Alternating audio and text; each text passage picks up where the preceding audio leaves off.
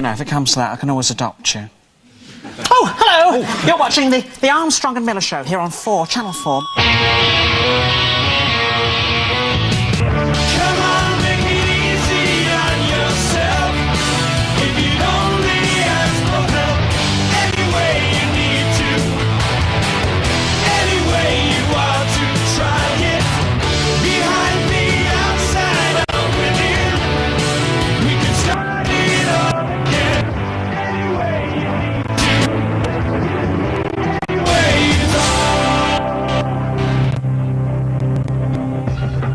Base jumping, the bit of Mexico.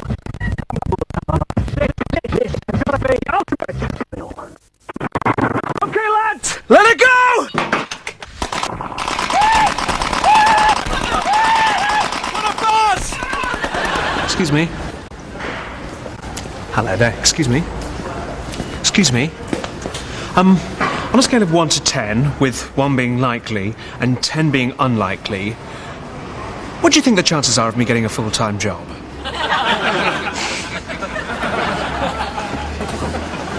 Hello, excuse me. You're watching Channel 4. Sorry, I'm so sorry, I don't believe I said that. You're watching 4. Coming up, the first episode of our innovative new docu-soap, The Conference Centre. Another day, another book. Wagons roll. Morning, Keith. Is it early for you? That's Keith. He's a bit of a card. So he thinks. He's had cancer. It's, it's very difficult, really, for me to balance all the things in my life because I've got a very busy private life. As I say, I'm home like 4 or 5 nights a week. It's the same frame for everybody. Kick off at 9, then seminar. Then, whenever that's finished, we have tea with biscuits. Then, informal in the bar. Then regular as clockwork, 9:30 at night. You'll find me doing this.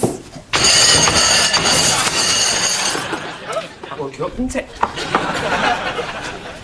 Right, so we're expecting the full 200 for the coffee. And about 120 for the tea. Tea for 120. Oh, tea for 120. 120 for tea. Tea for 120. Ken, are you listening? 120. As you know, this bit goes to Darlin's job with this. But that bit of the cricket bat and Sally's breasts, I think Where is did you get this guy? I know. He's brilliant. Yeah, isn't he? It's a shame we've only got 26 half hours. So this is going to piss all over Lollipop Men. Special Detective Mike Parsons. Detective Sergeant in charge of crime, Jack Lampkin. Parsons and Lampkin. And Lampkin's mate, Steve. If anyone has any further information as to the whereabouts of Sandra, they please call the number at the bottom of the screen. They can speak to either myself, Mike Parsons, or my partner, Detective Sergeant in charge of crime, Jack Lampkin, in complete confidence. Thank you very much, ladies and gentlemen. Okay. I'll tell you what it'd probably be, though, right? Bet you any money, right? Bet you any money. He's the stepfather, and he did it. And because that's how it usually is. Steve, actually, we think it's almost definitely an abduction. We think it's this kidnapper we know. Lampkin. Kidnap? That's awful. Actually, sorry, Steve. We need to be on hand in case of Stoke calls. So. Stoke? What? Oh, God, have you left your wallet in the pub? No, it's Stote is like a code word, you know, it's a nickname for the kidnapper. All right, Stoke, that's cool, though, isn't it? It's good. Excuse me, sir. Sorry, Steve. You better come quickly. There's been a phone call from the station. We think it might be him. Right. See you guys. Did we say hello? In your last communication with the Stoat, he told you to be at this phone box at 15:30 hours. At 15:35 hours, the phone will ring. You will answer it. Now then. Money. $500,000 nick-up. There's a satellite tracking device in the case. Notes are all covered with infrared dye. And finally, a tube of sweets. Not quite. Each of these has 2 contacts on the back. Placing the sweet on the tongue trips the circuit, and the ring becomes a shortwave radio marker. Phone! Come on, people, move, move! Keep him talking.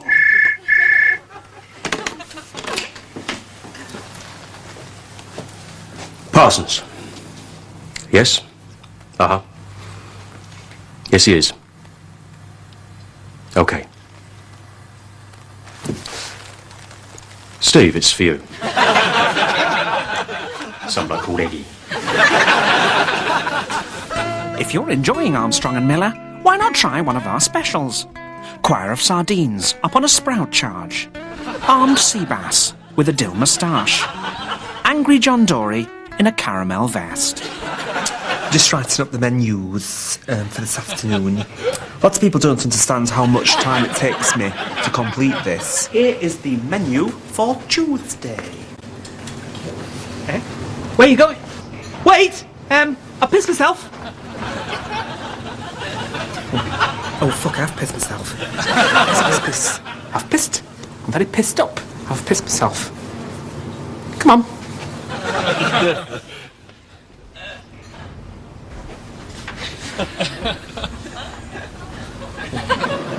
I mean, this is remarkable. I mean, can we really use this stuff? Has he signed a release form? Yeah, got it right here. Actually, I wouldn't mind having a quick word with you about Ken. I just sometimes get a sense that maybe there's an element of Ken's behaviour that's slightly aware of the camera. I'm not saying he's acting up or anything, I'm not saying that. I wouldn't want to feel that maybe Ken has possibly felt pressured to do anything simply because we were there, you know. Fucking wankers. Because that footage I really don't want to. I wouldn't want to use. But I mean the pissing thing. I mean, he would always have pissed himself. Yeah, he would always have pissed himself. Yeah, so that can go in. Yeah.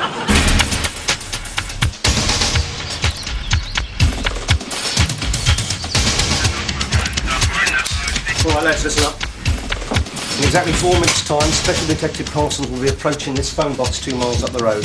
He'll then take a call from a target at approximately 15:35 hours. Good luck, lads.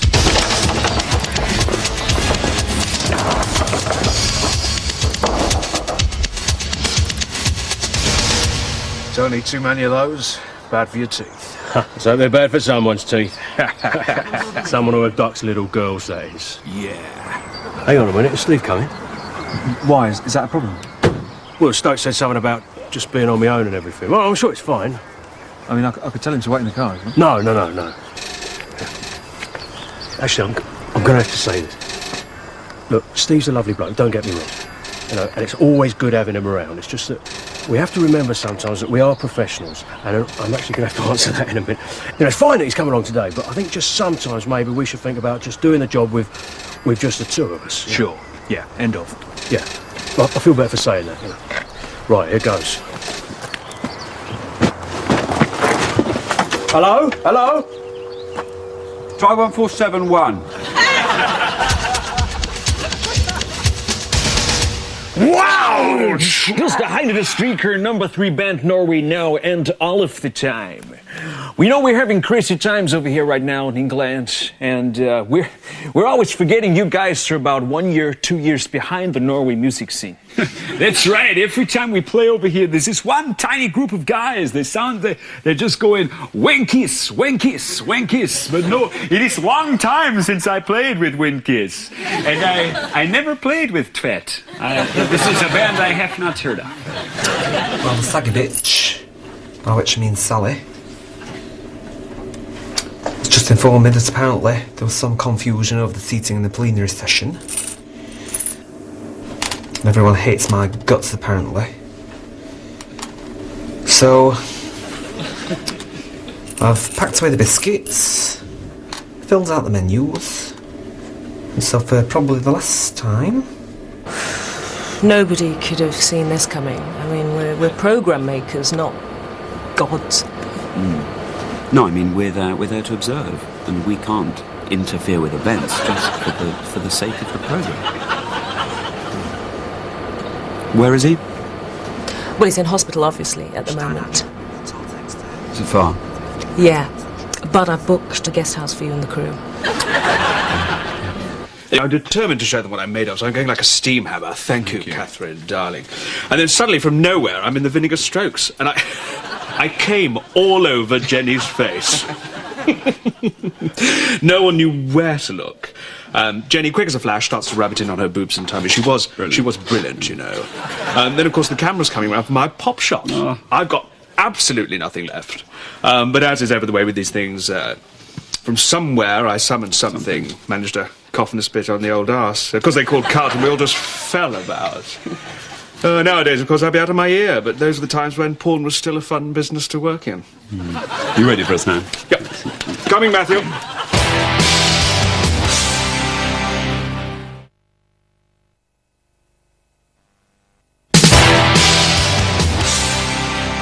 Suddenly he starts crying, and I said to him, no, but you don't understand, that is your rent. Oh, hello! Welcome back to the Armstrong and Miller show. I'm Craig Children of the Independent on Sunday. Martin Bain-Jones of the Daily Telegraph, pop section, yes. Now, if you're just worrying that maybe things so far have been a little bit lowbrow, don't worry, because Craig and I are on hand to dumb things right up for you. Yes, Martin and I have been maintaining covert surveillance for the bushes of the broadsheets on the tiled outhouse that is popular culture, watching carefully as trends enter and exit. And if we think any of them have been in there too long, bursting in with our clever comments to try and catch them wafting their swollen genitalia in one another's bearded faces. I think I've lost the metaphor there somewhere. I went to see an independent careers advisor, and he put all my details into the computer. And it said that I should paint myself silver and stand in a public square. Previously on Force on the Case. Jack, I'm afraid I'm going to have to ask you to leave. Because I'm my own man. Because I don't do things by the book. Oh, because you were sacked for being an alcoholic. Well, if it was just the one incident, that would be fine, but it's not. Come on, Chuffy, let's go and get a drink. There's no one there, Jack. Let's imagine his name's Hirsch, and he runs the bookshop next to mine. What's he up to, Chuffy?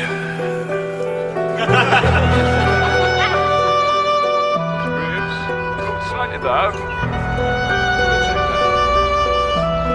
And that's the end of that over one father. Haven't touched a drop in 3 months. You're a changed man, Jack. Not a changed man, Collymore. The same man, but sober. And the, Chuffy problem?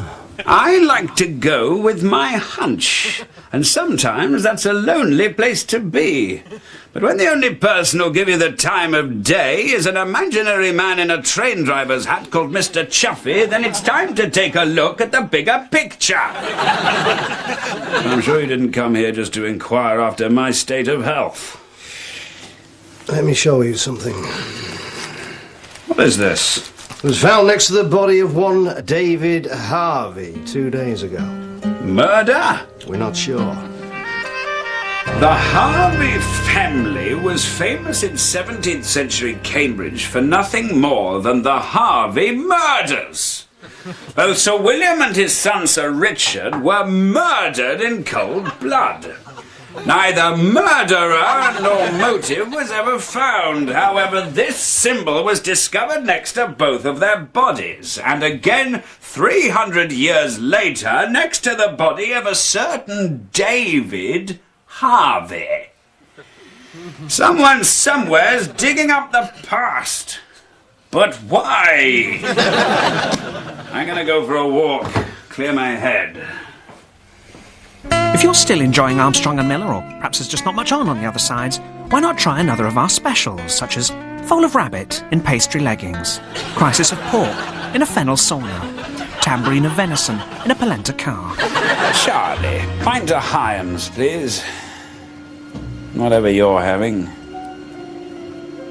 Charlie, you used to be friendly with the Harveys, didn't you? Over Madingley Way. Yeah. What's his name? He used to play cricket with us, didn't he? He was a Harvey, wasn't he? Not David Harvey, by any chance? No, that wasn't it. Back in a mo. Yeah. What was his name? Harvey. Chuffy, you ever heard of a David Harvey? It was Simon Harvey. Like I give a fuck. Chuffy, let me introduce you. This is Sir William Harvey. Hello. This is Sir Richard Harvey. Hello. And this is David Harvey. This is Barnfather and Greaves, the cricketers, you understand? That's the Count of Montevideo recorder, and that's Virgil there with the potatoes. I think that's everybody. 1, 2, 4, 9. Call it 10. 10 more pints of Hyams, please, Charlie. I know how we can solve this case once and for all. David Harvey, who did this to you? Some bloke called Dan Hirsch. I might have known. Who's with me? Who's with me? Yes! Justice! Justice! Come on, all of you! Selling Pippi, you toast-ridden... Burn, hush! Damn you! Selling nonce!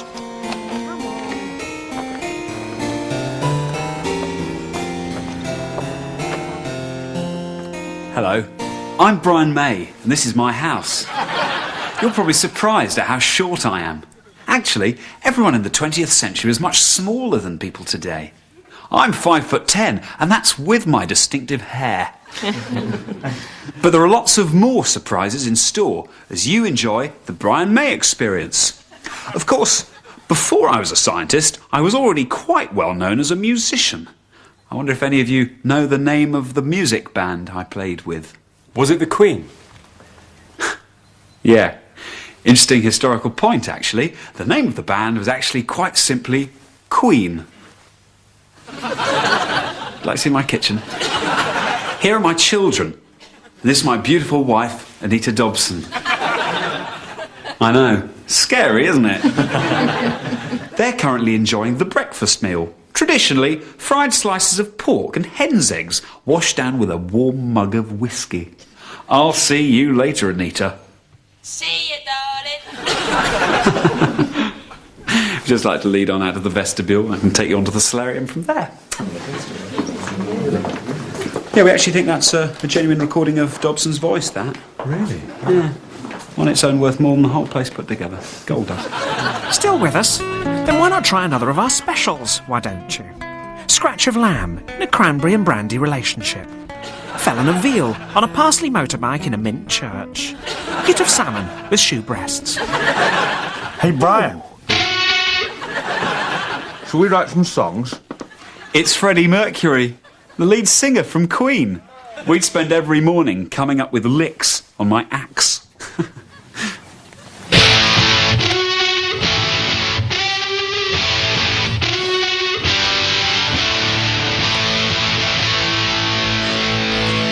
You can picture the scene, can't you? Me sat at that desk writing popular songs such as The Seven Seas of Rye and The Hammer Must Fall. Interestingly, it's actually rumoured that it was whilst staring through this very window that May, in 2006, first unified the theories of relativity and quantum mechanics, thus making space travel possible. I'm off to cruise for men. Typical Freddie. See you later, then. You've seen Bockers? Yeah, about 5 minutes, yeah.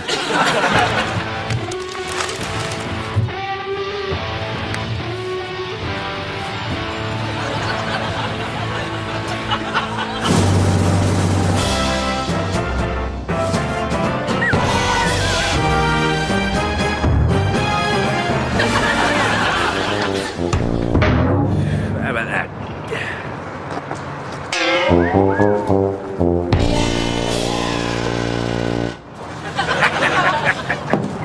Here we are, me old chum, Prince Albert. Come on, Nelson, we'll have you right as rain in no time. Hello, Sid, what can I do for you? Find a special, please, Dave. Totty about. It's not bad for a Monday. No. Totty tack of the vet. See here. Oh, right, yeah, she's over there by the pool table. Look at the arse on that. I beg your pardon? Oh, I said, look at the parson's hat. No, you didn't. I'm not fucking stupid. You said, look at the arse on that. I'm not deaf, you Come on, word. What is it, Sydney? Things are getting a bit out of hand on the cock cheese front. Oh, well, a bath every day should sort you out. No. I'm talking about the ship, HMS Cock Cheese. Oh, how confusing. Yeah. Thing is, see, we sail at high tide tomorrow, and Nelson here, the ship's mascot, he's a bit out of sorts. I was wondering, do you mind awfully if I put my cock between your tits? Oh, well, I don't see how that'll help. No. I mean, could you take them to the surgery with these two? They're not tits, Well- they're budgies. Maybe you could take them in your mouth.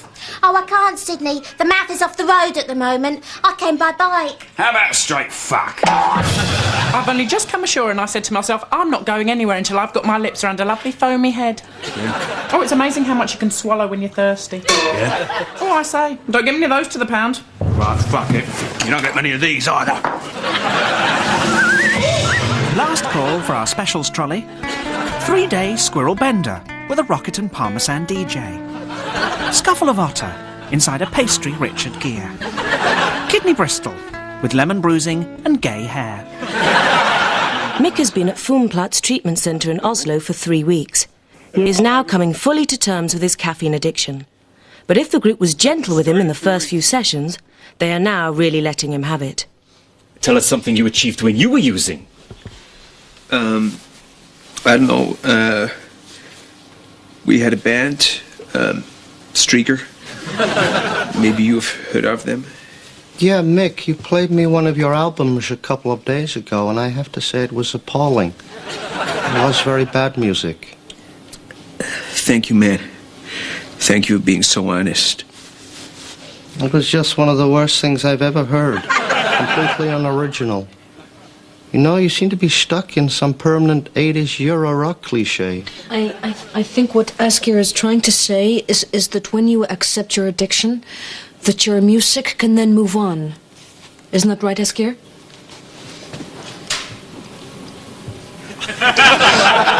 Though some of those songs really are very bad. I was just like this kind of crazy, very hyper alert kind of guy. And, you know, my head was like in a real bad space. It had gotten to the stage when I was drinking, say, like 14, 15 cups of coffee a day. It was, you know, I was in that kind of place where I would wake up in the morning and the first thing I would do is have a cup of coffee. Sometimes I feel there's some enormous fairy watching over me.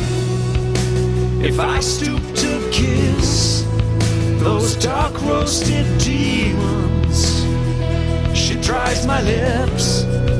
At night I pray for a dream to get it all straight in my mind, but I'm high,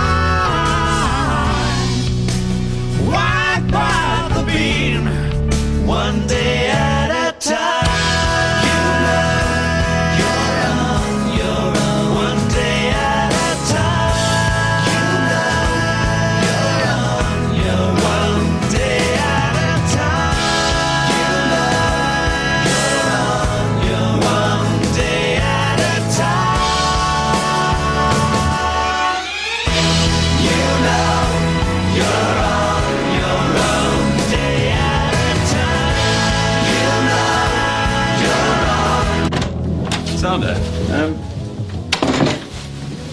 Just had this thought. I was trying something in this. I've always wanted to do a sketch set in one of those craft museum places. Great. Listen, that's really kind of you. I'll give it to the producer, obviously, and we'll take it from there. Brilliant. Okay. See you at the bar then. Yeah, I'll probably be in the performance bar, but yeah.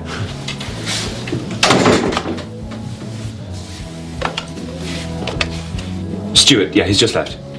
Yes, I think he might be drunk because he's talking quite incoherently.